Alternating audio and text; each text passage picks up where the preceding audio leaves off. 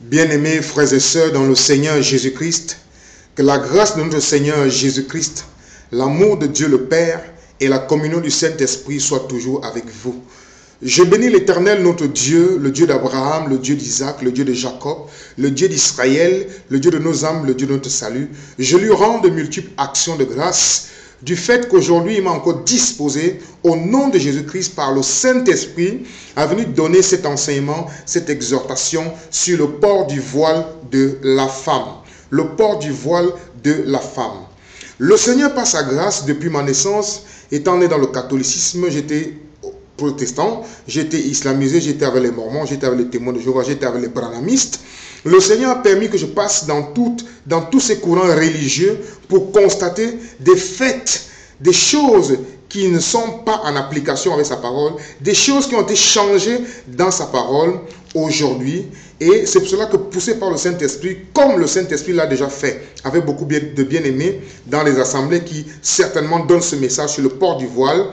Et le Saint-Esprit le fait aussi au travers des frères sur Internet qui ont aussi déjà prêché, qui ont déjà aussi enseigné, exhorté au sujet du port du voile de la femme, par ma modeste personne, serviteur inutile que je suis, au nom de Jésus-Christ par le Saint-Esprit, pour la gloire de l'Éternel notre Dieu. Je viens donner cet enseignement parce que le Seigneur nous dira dans sa parole que nous devons garder ses commandements. Si nous l'aimons, nous gardons ses commandements. Et nous savons qu'ici, c'est l'apôtre Paul qui écrit aux Corinthiens. Et il écrit aux Corinthiens, inspiré par le Saint-Esprit. Il dira, ce n'est plus moi qui vis, c'est Christ qui vit en moi. 1 Corinthiens chapitre 11. Nous allons faire la lecture. J'espère que, bien-aimés frères et sœurs, vous avez vos Bibles ouvertes. Nous allons faire la lecture ensemble. Et nous allons nous disposer tout humblement à nous laisser transporter par le Saint-Esprit qui va ouvrir notre entendement afin que nous puissions saisir. Nous savons que nous sommes à la fin des temps et le Seigneur vient chercher une église sans tache, ni ride, ni rien de semblable. Nous faisons lecture. 1 Corinthiens chapitre 11. Je vous loue de ce que vous vous souvenez de moi à tout égard et de ce que vous retenez mes instructions telles que je vous les ai données. Je veux cependant que vous sachiez que Christ est le chef de tout homme, l'homme est le chef de la femme et que Dieu est le chef de Christ. À partir du chapitre 4, ça devient sérieux. Tout homme, à partir du verset 4 précisément, ça devient sérieux autant pour moi. Tout homme qui prie ou qui prophétise la tête couverte déshonore son chef. Verset 5. Bien-aimés sœurs, écoutez bien la parole de Dieu. Toute femme, au contraire, qui prie ou qui prophétise la tête non voilée déshonore son chef. C'est comme si elle était rasée. Car si une femme n'est pas voilée, qu'elle se coupe aussi les cheveux. Or, s'il est honteux pour une femme d'avoir les cheveux coupés ou d'être rasée, qu'elle se voile. L'homme ne doit pas se couvrir la tête puisqu'il est l'image et la gloire de Dieu. Tandis que la femme est la gloire de l'homme. Bien-aimés frères et sœurs, bien-aimées sœurs, la femme est la gloire de l'homme. En effet, l'homme n'a pas été tiré de la femme, mais la femme a été tirée de l'homme. Et l'homme n'a pas été créé à cause de la femme, mais la femme a été créée à cause de l'homme. Verset 10, mes sœurs, écoutez bien. C'est pourquoi la femme, à cause des anges, lorsque nous prions, lorsque nous prophétisons, lorsque nous sommes en assemblée, lorsque nous nous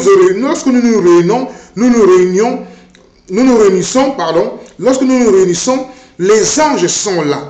La Bible dit donc à cause des anges, le Saint-Esprit parle par la bouche de Paul aux Corinthiens, c'est pourquoi à cause des anges,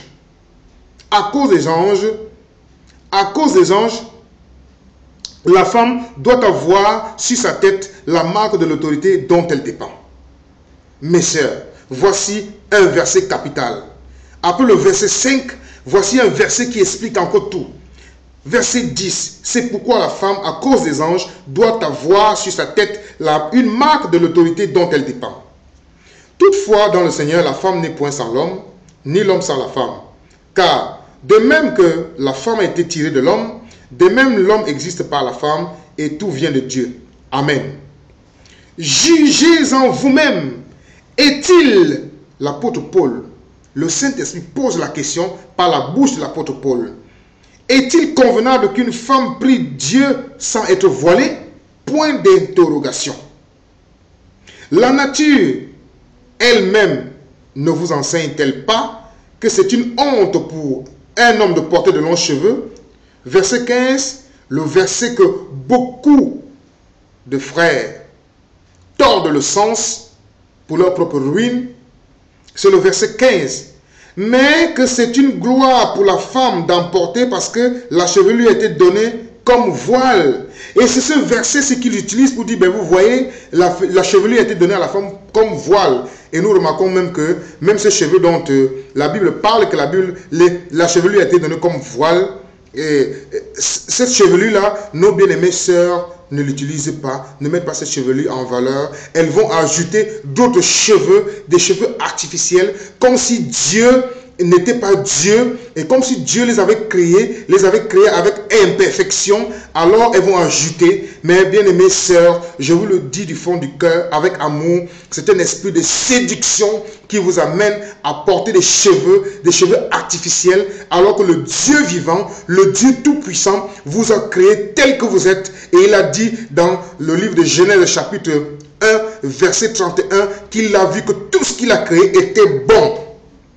Et nous savons que tout ce qu'on ajoute vient du diable. Tout ce qu'on ajoute vient du malin. Donc, verset 16. Si quelqu'un se plaît à contester, si vous vous plaisez à contester, nous n'avons pas cette habitude. Oui, la parole de Dieu c'est oui et amen. La parole de Dieu c'est oui et amen. Si quelqu'un se plaît à contester, nous n'avons pas cette habitude, pas plus que les églises de Dieu. Bien-aimés frères et sœurs, nous avons lu là que Christ est le chef de tout homme, l'homme est le chef de la femme, Dieu est le chef de Christ. Nous avons vu très bien que, et cela est respecté, que tout homme qui prie, qui prophétise, la tête couverte, déshonore son chef. Donc nous voyons bien que les bien-aimés frères respectent cela dans les assemblées, dans les réunions dites chrétiennes. Gloire à Dieu. Mais cependant, quand nous lisons le verset 5, toute femme au contraire qui prophétise ou qui prie, la tête non voilée déshonore son chef. Qui est le chef de la femme? Éphésiens chapitre 5, verset 22. Femmes, soyez soumises à vos maris en toutes choses comme au Seigneur. Donc, si une femme ne porte pas la marque de l'autorité dont elle dépend, ne se voile pas, qui est un signe de soumission, qui est un signe de dignité pour elle-même, elle ne déshonore pas elle déshonore son mari, alors elle déshonore le Seigneur. Alors, elle ne peut pas prétendre honorer le Seigneur et déshonorer son mari, parce que la hiérarchie est bien établie là, dans 1 Corinthiens chapitre 11, verset 3, que Christ est le chef de tout homme, Dieu est le chef de Christ, l'homme est le chef de la femme. Et la Bible nous dira bien dans Timothée là-bas que Jésus-Christ est le médiateur entre Dieu et les hommes. Et nous voyons bien aimés frères et sœurs, que nous avons lu beaucoup de versets bibliques qui nous ont certainement éclairé l'esprit, qui nous ont réveillé l'esprit. Et comme je vous l'ai dit, c'est le Saint-Esprit qui enseigne. Laissez-vous enseigner par le Saint-Esprit. Laissez-vous humblement, en toute humilité, emporter par le vent du Saint-Esprit qui vous enseigne à porter ce voile. Nous n'avons pas l'intention de vous dicter, de vous forcer à le faire, parce que ce ne sera plus la liberté. Il faut que le Saint-Esprit lui-même, et je crois qu'il l'a fait, je crois qu'il est en train de le faire, pendant que vous écoutez cette exhortation, il est en train de vous convaincre, parce que la Bible qui nous convainc de péché, de justice, de jugement, il nous enseigne, il est en train de vous enseigner que, mes bien-aimées sœurs, vous devez être voilés lorsque vous priez, lorsque vous prophétisez dans les églises du Dieu vivant, vous devez être voilés. Et le fait de mettre des greffes que les femmes et les hommes indiens vont enlever sur les cheveux naturels, qui vont enlever pour donner un sacrifice à leur Dieu, qui sont transformés dans des industries pour être revendus. Vous aussi, vous les portez comme si vous étiez du monde, comme vous étiez des hommes perdus qui n'ont pas d'espérance. Mes sœurs, je vous exhorte à vous repentir et à revenir à la parole, cette parole qui dit que vous devez être voilés, parce que, à cause des anges, à cause que c'est un signe de dignité pour vous-même et c'est la marque de l'autorité dont vous dépendez. Si du moins vous êtes soumis à votre mari, pour celles qui sont mariées, si du moins vous êtes soumis à Christ, pour celles qui ne sont pas mariées, si du moins nous sommes tous soumis à Christ, nous devons être tous soumis à sa parole. Et nous voyons que beaucoup de bien-aimés frères et sœurs, dans leur façon de comprendre, surtout les frères qui sont appelés à l'enseignement, à la prédication, tordent le sens, selon que l'apôtre Pierre a dit, que l'apôtre Paul explique des choses dans ses lettres qui sont difficiles à comprendre, dont certaines personnes tordent le sens pour leur propre ruine. Nous voyons des frères qui mélangent le voile, parce que dans la Bible, dans beaucoup de chapitres, dans beaucoup de versets, dans beaucoup de chapitres, on nous parle du voile. Hein? On nous parle du voile, et beaucoup de frères prennent ces chapitres et ces versets pour mélanger, comme un frère me dira, vraiment, un frère me dira que le Saint-Esprit n'a pas de sexe. C'est vrai, le Saint-Esprit n'a pas de sexe, mais il y a un ordre. Ici, nous voyons bien qu'il y a un ordre qui est établi, hein, et que le port du voile de la femme, ce n'est pas parce que c'est pas parce que la femme est minimisée, non, c'est pas parce que la femme est rejetée, c'est simplement parce que c'est une marque de l'autorité dont elle dépend. Et à cause des anges, lorsque nous prions, lorsque nous sommes en assemblée, nous savons que les anges sont là. Les anges sont là pour veiller que la parole de Dieu est appliquée comme il se doit. Et nous voyons que dans la Bible, il y a beaucoup de versets, de chapitres où nous trouvons le mot voile. Dans Genèse 20, 16, dans Genèse 58, verset 19, dans Exode 26, 33, dans Exode 34, 33, dans Lévitique 16, 12, dans Nombre 4, verset 5, dans Job 24, verset 15, dans Ézéchiel 13, 21, dans Matthieu 27, 51, dans 1 Corinthiens 15, 1 Corinthiens 11, verset 15 que nous avons lu tout à l'heure, dans 2 Corinthiens 3, 14, dans Hébreux 10, 20, dans 1 Pierre 2, 16, dans 1 Corinthiens 11, 6, dans Luc 9, 45, dans Matthieu 14, verset 65, dans Job chapitre 9, verset 24, et d'autres versets où la Bible nous parle du voile. Donc, nous devons comprendre une chose, que il y a des moments où le voile était, il faut comprendre le contexte dans lequel le voile est utilisé et regarder l'article qui est avant un voile ou une voile. Bien-aimés frères et sœurs, parce qu'un frère a comparé ce voile-là au voile de Exode 26, 31. Le voile, en fait, il comparait le voile de la femme, le port du voile de la femme de 1 Corinthiens chapitre 11, qui est très clair, à celui de Exode 26, 31 à 35, qui parle du voile, le voile qui était un rideau épais qui séparait le lieu saint et le lieu très saint dans le temple, hein, qui empêchait d'entrer dans la présence de Dieu. Et nous savons, nous lisons dans Hébreux chapitre 9, versets 3 à 8. Et nous voyons que le voile s'est déchiré lorsque Jésus-Christ a expié à la croix, lorsque Jésus-Christ a poussé un cri, lorsqu'il a rendu l'âme à la croix.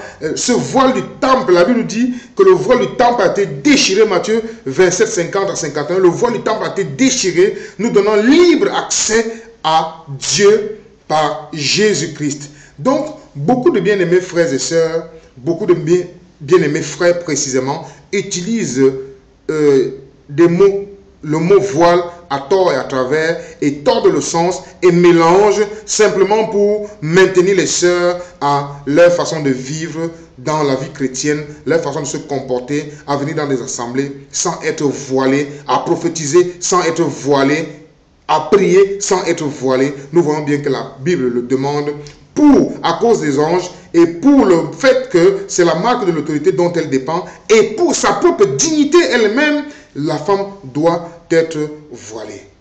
Nous avons aussi vu, bien-aimés frères et sœurs, que tout ce qu'on ajoute vient du malin. Tout ce qu'on ajoute vient du diable. Nous allons prendre Genèse, chapitre 24. Pour comprendre, nous savons que le livre de Genèse, c'est le livre des semences. Nous allons comprendre ce qui s'est passé ici dans Genèse, chapitre 24, à partir du verset 62. Genèse 24. Qu'est-ce que Genèse 24 nous dit? À partir du verset 62, là c'est Eliezer de Damas, le serviteur de Moïse, d'Abraham, autant pour moi, qui est envoyé pour aller chercher Rebecca. Donc, nous commençons au verset 62 pour bien comprendre, vous pouvez lire tout le contexte, tout le chapitre, mais précisément le verset 62 qui nous importe. Cependant, Isaac était revenu du puits de Lachoa roi, et il habitait dans le pays du Midi. Un soir, qu'Isaac était sorti pour méditer dans les champs, il leva les yeux et regarda. Et voici les chameaux arrivaient. Rebecca, verset 64, Rebecca leva aussi les yeux, vit Isaac et descendit de son chameau. Elle dit au serviteur, qui est cet homme qui vient dans les champs à notre rencontre? Et le serviteur répondit, c'est mon Seigneur, parlant d'Isaac. Alors elle prit son voile et se couvrit. Mais, bien-aimés frères et sœurs, bien-aimées sœurs précisément, pourquoi est-ce qu'elle prend son voile? La Bible précise qu'elle prend son voile et se couvrit. Elle n'aurait pas dû se couvrir avec son voile. Ça, c'est un geste prophétique, c'est un geste signifiant.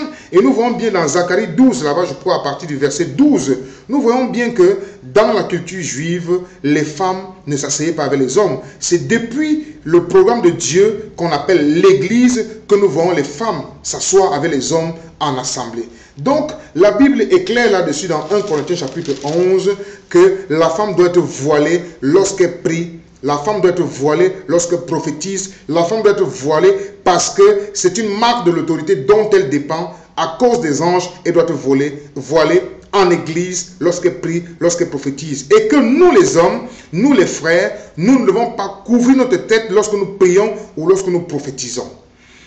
Donc, je bénis l'Éternel notre Dieu, je continue de lui rendre de multiples actions de grâce et je ne cesserai de lui rendre de multiples actions de grâce parce que par sa grâce, il m'a sorti du puits des ténèbres, il t'a sorti du puits des ténèbres, il nous a sortis du puits des ténèbres pour que nous soyons soumis totalement à lui. Souvenons-nous que nous avons donné toute notre vie à Jésus-Christ. Donc, la Bible, lorsque la Bible nous parle, c'est oui et amen.